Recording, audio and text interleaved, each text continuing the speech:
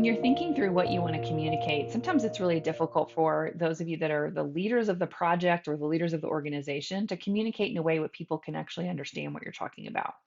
One of the things I remind clients a lot of times about is just remember the types of conversations that you're having in the boardroom, across maybe a leadership conversation, some of the different pieces and parts that you might be strategizing around. You're looking far into the future. You're thinking about, gosh, these are really complex problems that don't have easy answers and lots of different unique variability.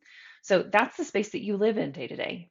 Your frontline team, that's not where they're living every day. They're in the middle of customer problems. They're in the middle of workflow problems, of quality assurance, right? Or process breakdowns. They're trying to make sure that they're optimizing and being the most efficient that they can. They're focused in on kind of daily metrics or weekly metrics to target those goals. Very different mindset around who's focusing in on what. And so one of the things that you should consider is that you should speak in a way that is outside of your typical vernacular, right? The boardroom talk is not going to be something that your frontline team is going to feel like they can pick up quickly and understand. So when you are communicating, think about how would I translate this to a frontline worker in the midst of the things that they're trying to solve every day? What are the things that are going to one matter most to them? What is the why behind it that's going to connect to them and them say, oh, okay, I get the benefit of this. I get the why behind why we're spending our time on this.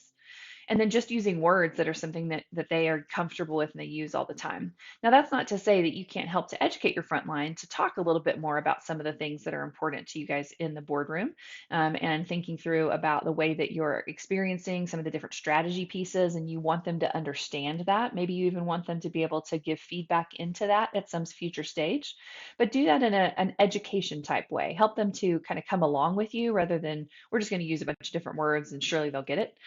Because what will end up happening pretty quickly is that people will just turn off. They either won't access the communication or they'll sort of hear it because they're supposed to and they won't actually think about internalizing it and what could I get out of this.